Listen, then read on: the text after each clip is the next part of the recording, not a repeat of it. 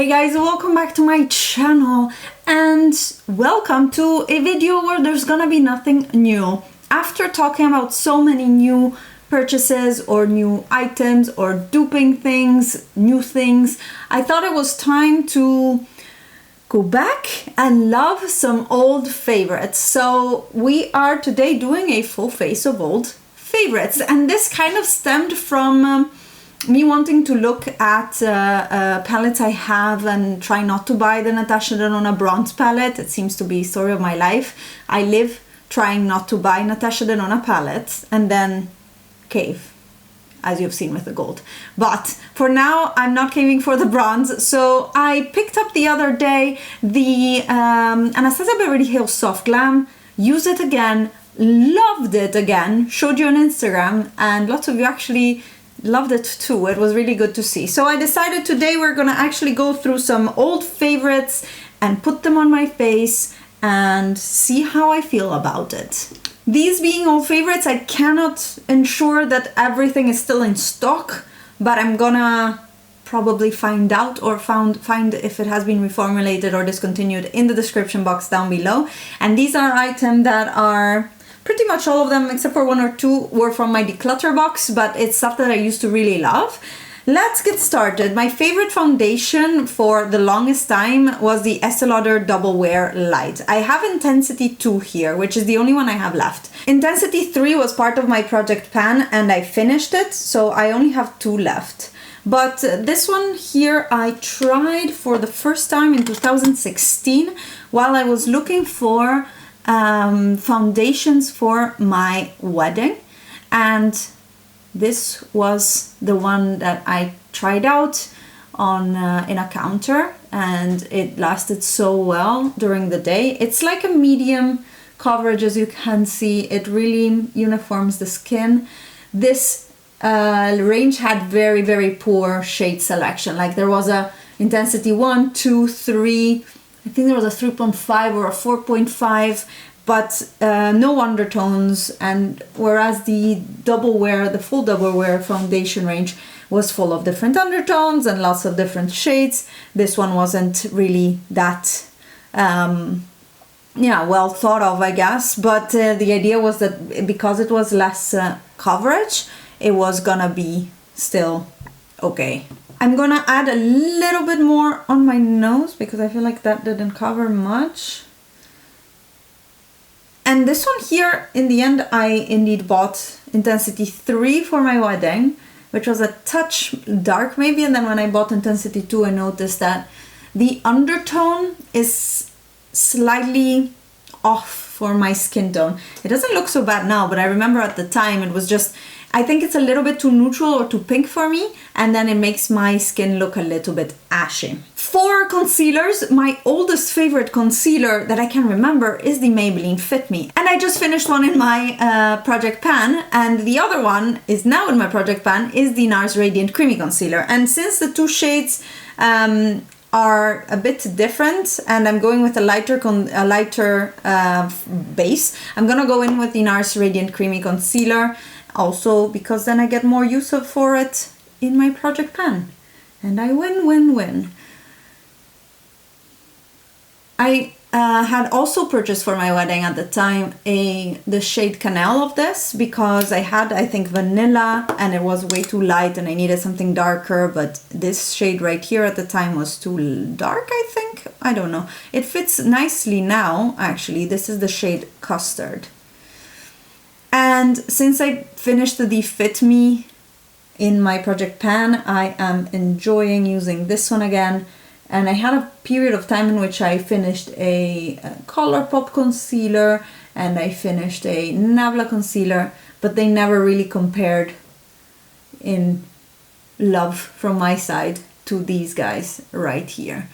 These two are definitely my two favorites concealers. For powders, we're going really throwback. I am taking the Neve Cosmetics Hollywood powder, and the big tub right here is actually in my declutter pile, but I have the mini that I saved or I kept because this is one of the most mattifying powders ever. So I'm gonna take the smallest amount to mattify the center of my face. And it was kind of the reason why I loved it so much, because I had much oilier skin when I was a bit younger, and probably my skincare wasn't as dialed in to my skin as it is now. And then I loved this powder. It really lasted well for me in the summer. It kept my oils at bay. It is translucent, so you don't see it, and you can see what a smooth finish it gives to the skin.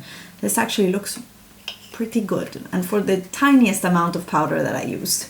And years ago, I also contoured, and I did not bronze. I was trying to find a bronzer that I used to love, and other than the ones that I still love and use now, I don't, because I used to contour. If you think about what years it was the contour years. So I pulled out my Kevin Aquan sculpting book, and this one here is the sculpting powder. Yeah, this one, the sculpting powder in medium. And this was my favorite contour for a long time. Ooh, this is actually very pigmented and powdery. Let me try very gently to apply it, because I'm not really big into contouring right now. I prefer to bronze, and I do sculpt with my bronzer a little bit, but it's a warmer shade and a warmer tone, and it works better with my skin tone overall. And yeah, that was also why I decluttered this palette, mainly because yeah, I don't know, I don't contour anymore. Another favorite for contour I remember was the Makeup Geek powders. I think I had the light warm, really, really good. Actually, I don't mind this at all. It's just not that warm. For highlighter, Champagne Pop was the thing to have. The best highlighter. I don't think I like the effect anymore, but the color is still a favorite. Actually, it's not bad at all. Maybe it's all about how much you apply, right? I remember it still does emphasize a little bit texture that I have there. And I didn't have as much texture at the time, I guess. 4 years ago. I don't know when this one came out, I can't remember. But here's Champagne Pop in a very subdued way. No stripy stripes this time. So actually, still liking this one. Very happy about that. And then for blush, I raved about this. This is Drop of a Hat by Colourpop. It's a super shock chic blusher, and this one was recently relaunched. It used to be a limited edition spring release, and then it was relaunched I think last year in the fall collection, and I had to rebuy it because I lost mine somewhere when I was in Italy with my mom. But it's so shiny and beautiful, and it's almost a cream, but it's not as thick as a cream. It applies really well with a brush. This is just my usual Zoeva 127. That is my favorite cheek brush. Yeah, still loving this one so much. Look at that shine. So good. For brows, my favorite was the NYX Micro Brow Pencil, and I remember buying it at Ulta all the time when I lived in the US in 2017 and 2018, and then when I moved back to in 2016 and 2017, when I moved back to the Netherlands, I bought 4 of these and brought them back with me, and then I went into trying to pan the Nabla brow pot. Also, I'm doing my brows with a mirror that is way too far away. I barely see anything. Anyways, you'll have to excuse the state of my brows then.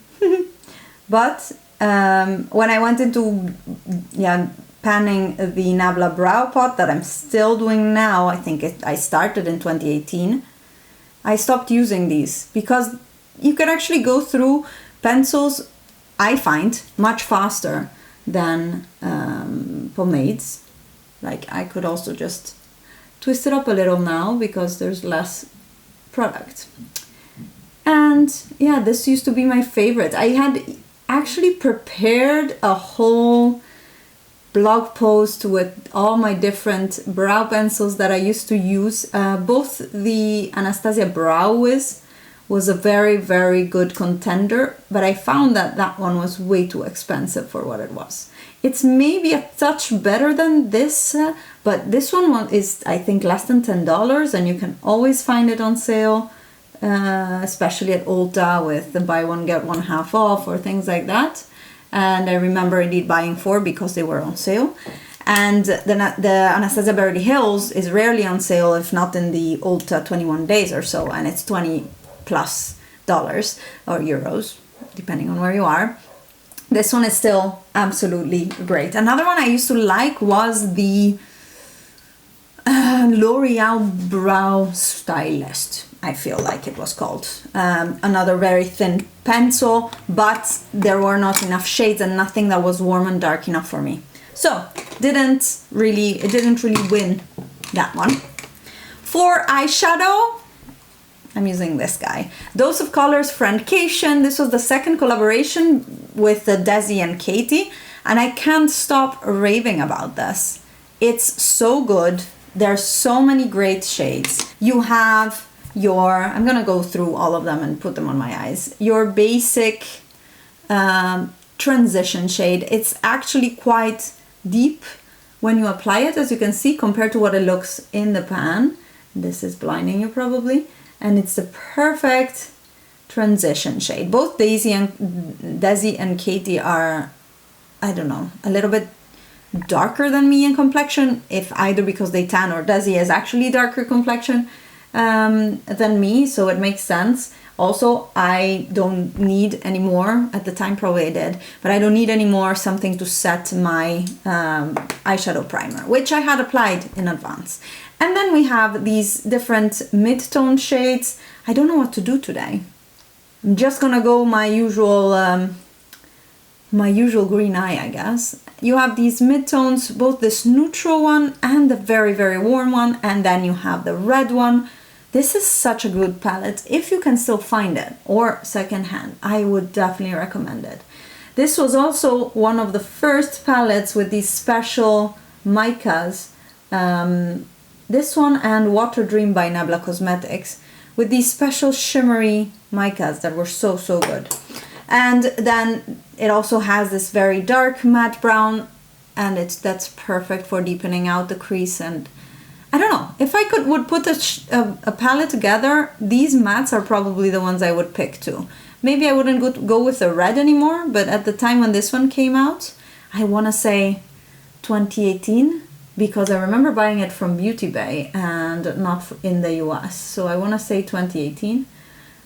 So it's 2 years old by now, but it doesn't matter because I love it. But these mattes are just very well chosen and they blend really well. It's a really good formula. I haven't tried anything else from Dose of Colors, to be honest, after this one.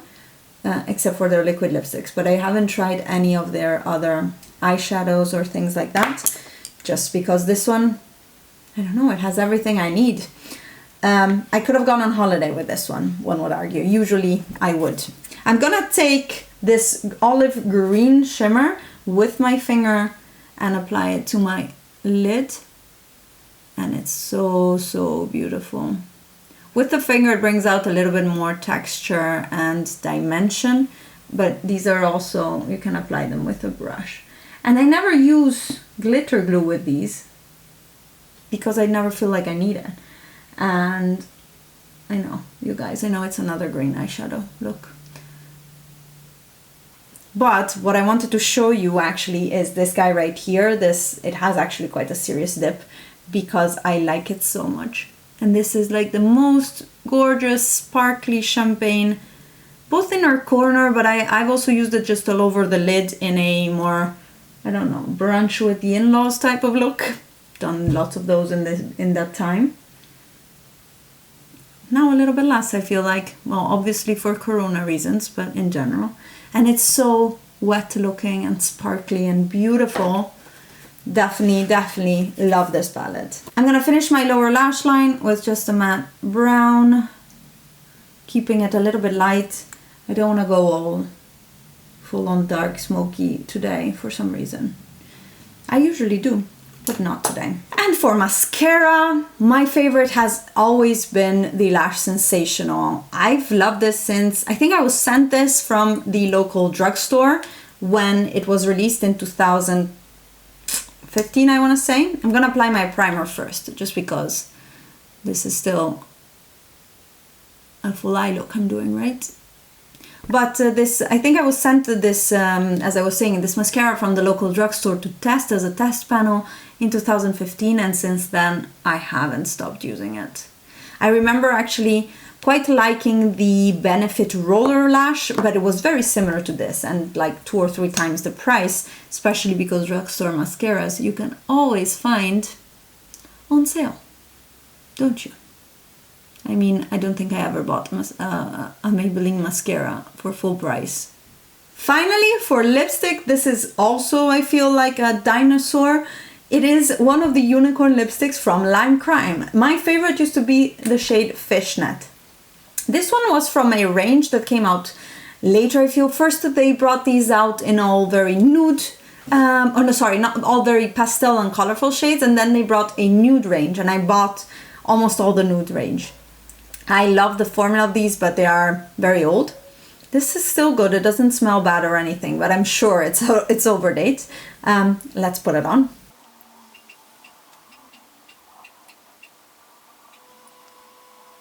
It's like this perfect mid-tone nude for me. I don't know. I love this lipstick. I should really wear it more. It's a bit similar to Retro by MAC, which was also a very, very old favorite of mine.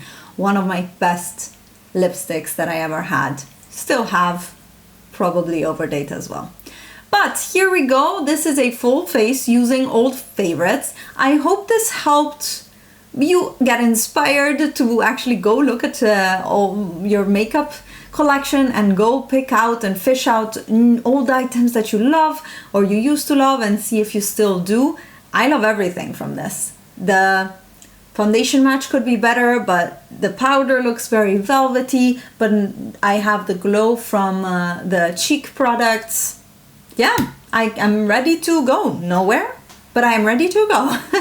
Thank you so much for watching. If you like this video, give it a thumbs up. Don't forget to subscribe to my channel, and I will see you in my next video. Bye guys.